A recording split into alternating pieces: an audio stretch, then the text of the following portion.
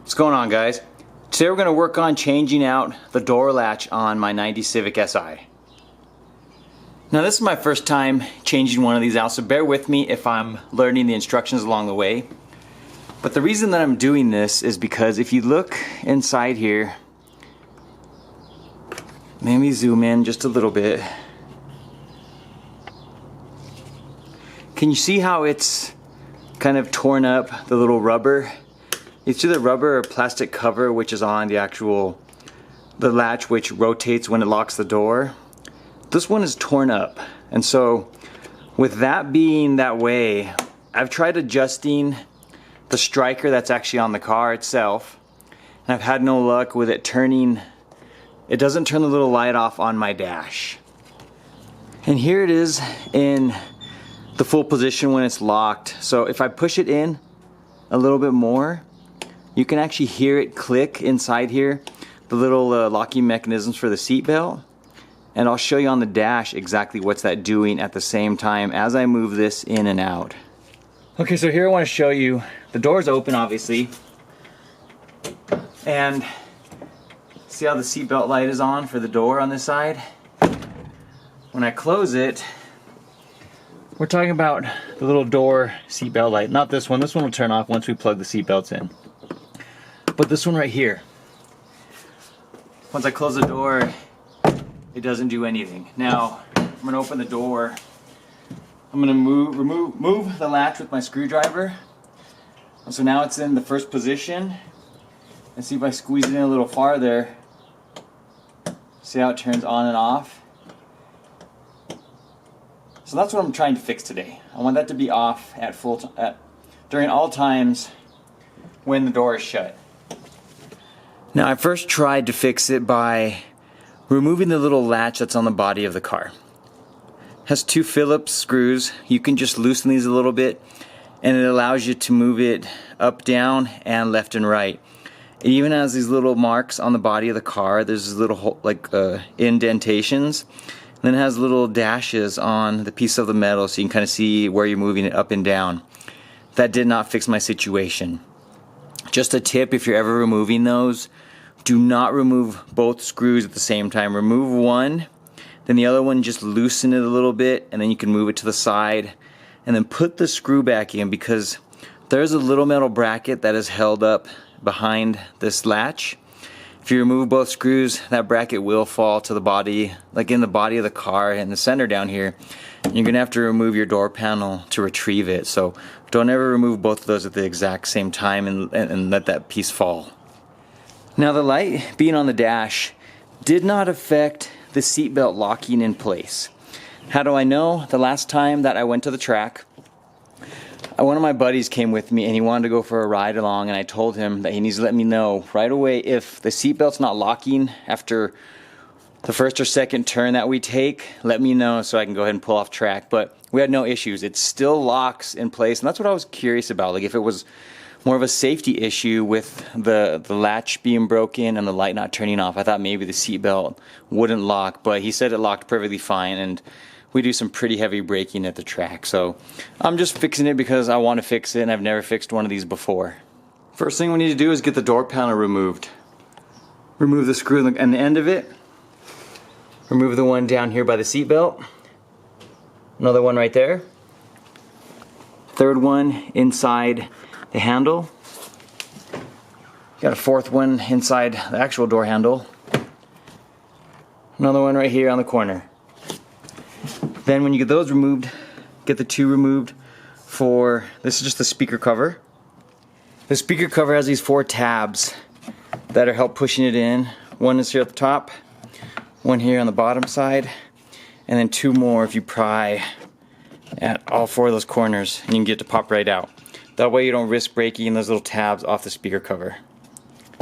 Once that's removed, there should be a screw inside this hole and another one inside that hole. For the top handle, just kind of open the door, push it to the back, and then kind of slide around the lock, slide that one free. And for the pull handle, just get a screwdriver and you kind of put it right at the back. It'll just help prop it up. That way you're not damaging your door panel either. Now we need to get the window crank removed. Using a pick, there's this little So the little C-type clip in there. Let me see if I can, yeah, I can grab it right here. All I gotta do is pull it away. Can pry it up. And then the handle will just pop right off. And this is that clip that I'm talking about. It'll sometimes be either this way on the door, on the window crank, or it'll be the other way. When I put them back on, I always put it on from this side because if you look, there's a little grooved area which allows me to get my pick in and pry them right off. So for any future use, it makes it a lot easier to pull it off from that side. And with that, you should be able to just pull how we start on the bottom corners.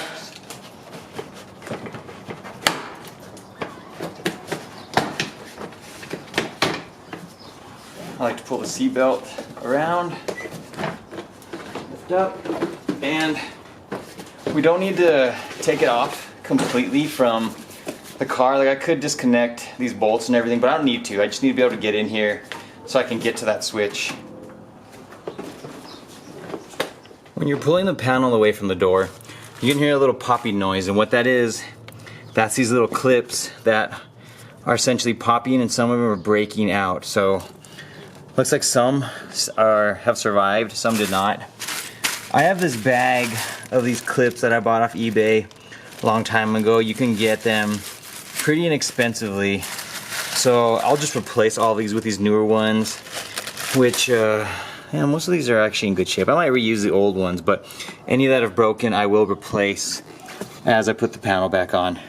Now for those of you choosing to actually pull the panel away from the car, which is what I'm gonna do, in here, I noticed mine's missing it. There's a little plastic screw with that retaining clip. Once you pull the screw out, you can pull a little clip out, and then you'll be able to lift. You can pop off. Let me see if I can just pop this out. Let me see if I might need a screwdriver instead. Okay, so yeah, with this little piece here, let me see.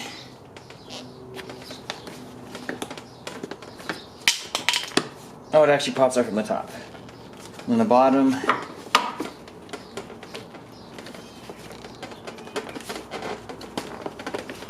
once I get it separated. So with these two pieces, with that little screw pulled out, and it's separated, you can slide the seat belt through this area and out, and then the door panel now comes free. If your car has an alarm or any sort of door actuators, this one does. I don't have the key fob anymore for the alarm, so I'm just going to remove these altogether. I knew they were in here, and it's just a matter of a couple of screws and then the wiring all disconnect. I think I might have to pull that latch out through this area anyway, so that's the main reason I'm going to go ahead and remove that. Okay, and this is really neat. I have the keys in the ignition, the light is on, I shut the latch all the way, and here you get a better idea of what's going on because you can actually hear it. So see, when I move this in a little bit,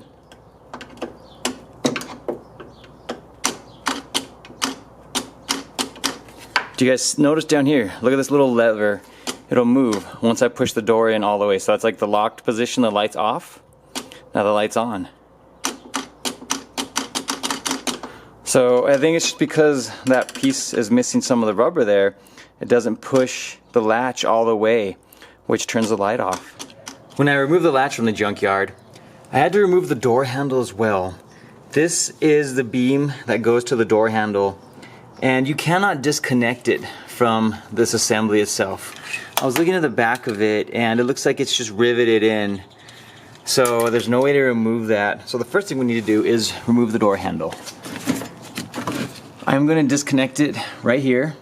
There is a little C-clip this is for the lock cylinder. You want to slide this C-clip down, and then we can just pull off the little plastic. This is the housing which spins with the cylinder. So I'll show you the C-clip in 1 second once I get it removed. I know it's a little difficult to see in there with the light. And then after that's removed, we can go ahead and start removing the two 10mm bolts on both sides. And there's the C-clip I'm talking about. All you really need to do, let me see if I can just grab it real quick. You want to push it off of the plastic cylinder.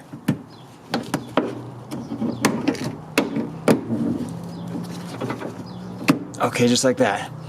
So I was able to pry it down, And this is what that little clip looks like. It was slid right in there, so you just need to slide it off, and then see how the little plastic piece, you can just pull it away from the lock cylinder now.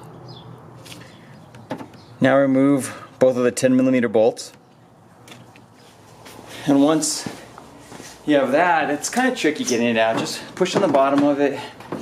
And the two little latches that go up, they like to catch on the top of the door, so try to pull down a little bit. You don't want to do it too difficult, too rough, because the last thing you want to do is break your door handle, especially if you don't have a replacement.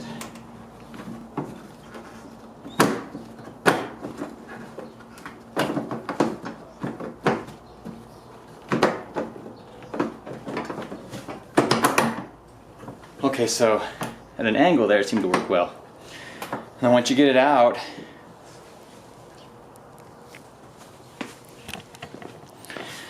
you'll see this threaded area?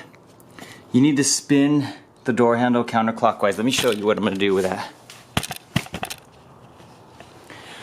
So try to pull it away from your door, because it'll want to catch and rub on your door. And just spin it enough times till it comes right off. Now I'm just putting my hand here because I don't want to rub on the paint.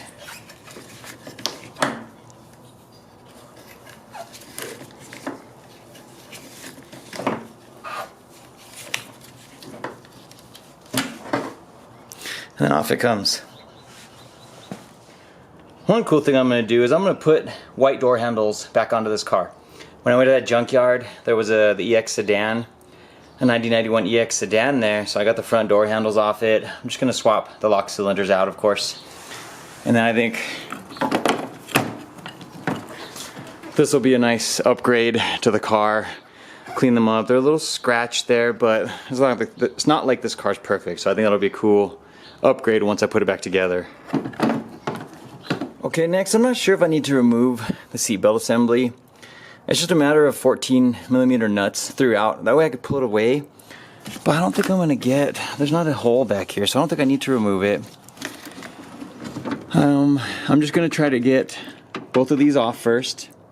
And then I'm going to move this is the window track, which slides it all the way down. I removed it already. There is a 10mm bolt right here. That way you can see how it's moving it back and forth. I think that might give me the room to get that out, because when I pulled out of the wagon, I had to remove that. So I'm gonna first just go ahead and disconnect these right here. These are what you attach the door handle, like the actual door handle mechanism, to the latch. So if you can reach in there with a screwdriver, you need to prop these up. You're basically going to slide it up. I'm going to see if I can do it with my thumb here. Okay, yeah. It came out when I did it at the same time. You're going to slide it up, and then you can just pull this away. So that's what locks it into place when you have that on there, and then it's slid down. So we're going to get both of those removed from the inside. Okay, after getting both those removed, they're now free. I'm going to see if I can't go about wiggling this thing out, and also with the window track free, it gives me a little more room. I'm gonna see if I can just slide it down and out, but first go ahead and disconnect it. You might want to slide the little clip off, because that is holding it on right there. And on the inside there, you'll see one of those little push clips. My camera won't seem to focus on it. We want to get that pushed away because the wiring that's holding it in place as well.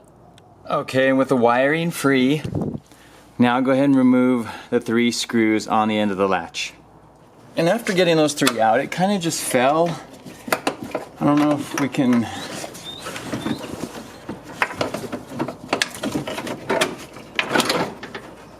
Maybe I need to move these out of the way.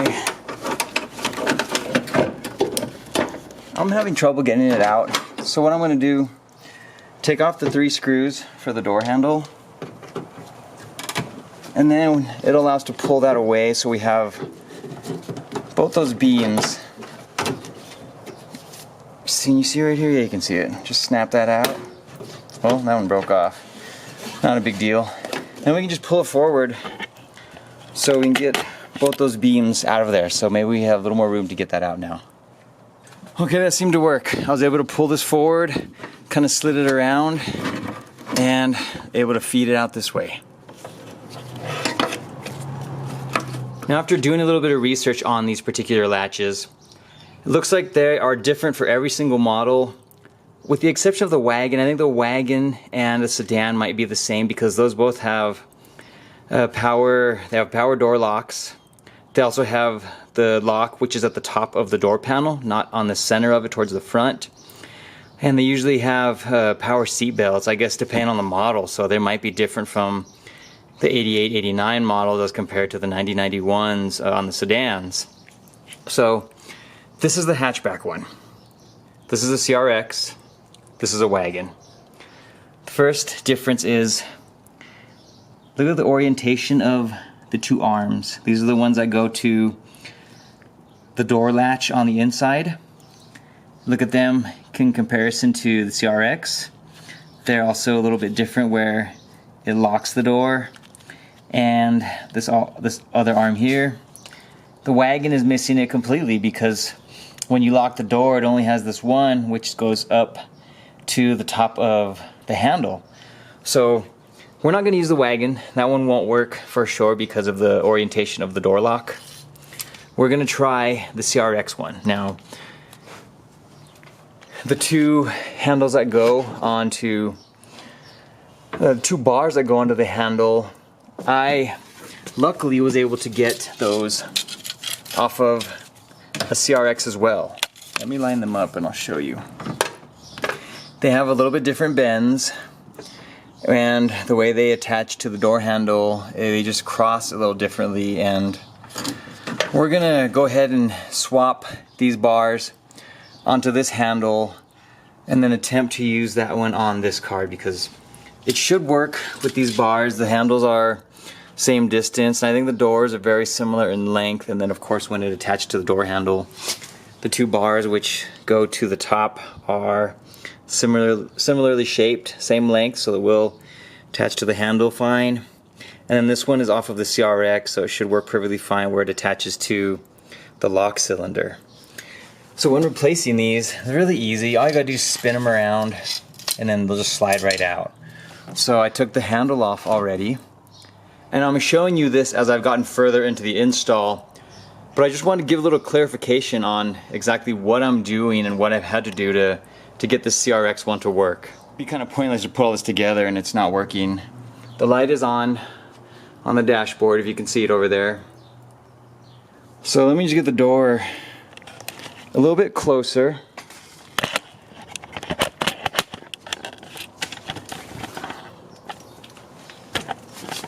Let's see if we can't get this thing to potentially work. Let me see, let me close this.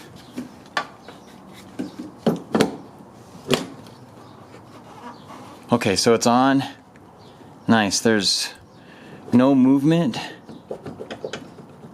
And the light is off. So this is in there now, just hanging on that position.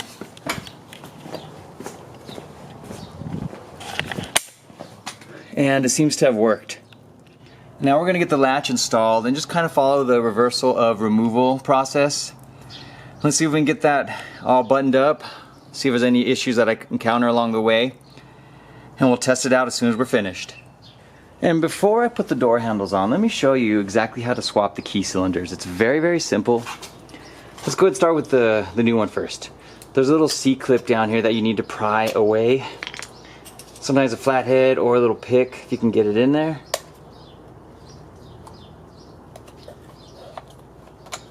Oh, that actually was easier to lift it from the ears there.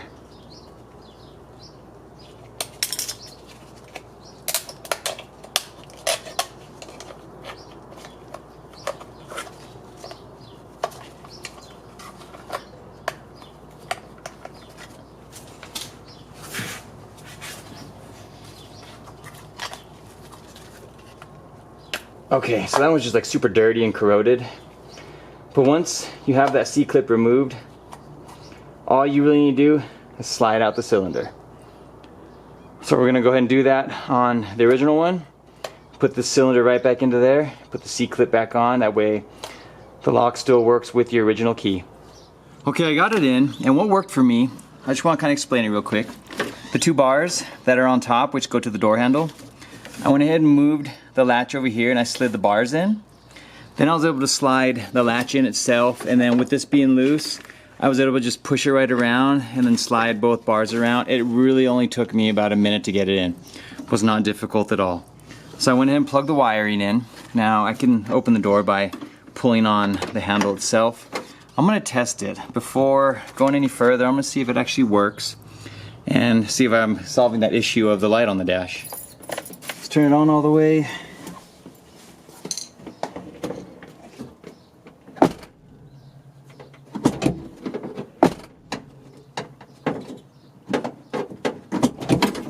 Awesome. Looks like it's working perfectly fine. So now let's make sure that all the parts fit from the CRX. Okay, and the CRX arms worked perfectly. They fit like they would on the CRX doors.